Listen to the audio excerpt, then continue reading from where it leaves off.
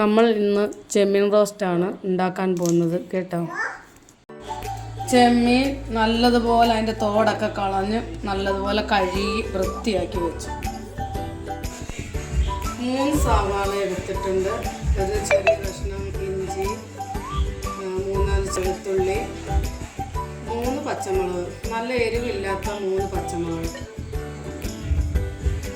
ചെറുതായിട്ട് അരിഞ്ഞെടുക്കണം.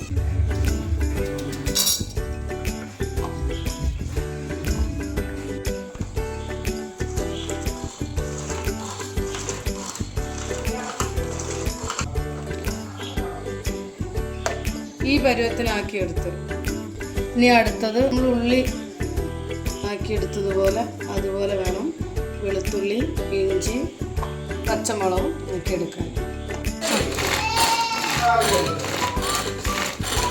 നമ്മൾ സവാള എടുത്തതുപോലെ ഈ പരുവത്തിൽ നമ്മൾ പൊടിച്ചെടുക്കും. വെളിച്ചെണ്ണ ചൂടായി കടുക് ഇടുകയാണ്.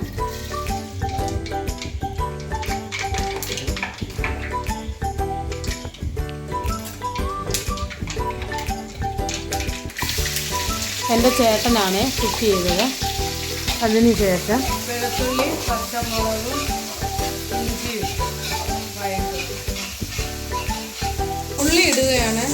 പച്ചമുളകും ഇഞ്ചിയും വഴണ്ട് കഴിഞ്ഞപ്പോൾ സവാള വഴറ്റും.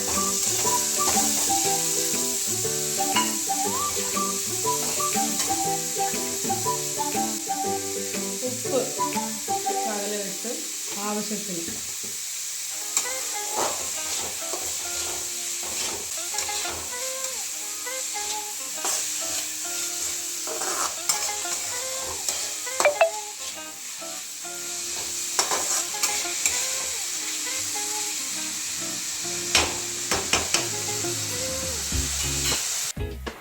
ഉള്ളി നന്നായി വഴറ്റിയ ശേഷം മഞ്ഞൾപ്പൊടി, മുളക് പൊടി, മല്ലിപ്പൊടി, അതിനുശേഷം നല്ലതുപോലെ മസാല നല്ലതുപോലെ ഇളക്കി വയ്ക്കുക. മസാലയുടെ മണമൊക്കെ മാറിക്കഴിഞ്ഞപ്പോൾ നമുക്ക് കുറച്ച് വെള്ളം ഒഴിക്കുക. കുറച്ച് വെള്ളമേ ഒഴിക്കാവൂ. നന്നായി കുറുകി വരുമ്പോഴാണ് ചെമ്മീൻ ഇട്ട് കൊടുക്കേണ്ടത്.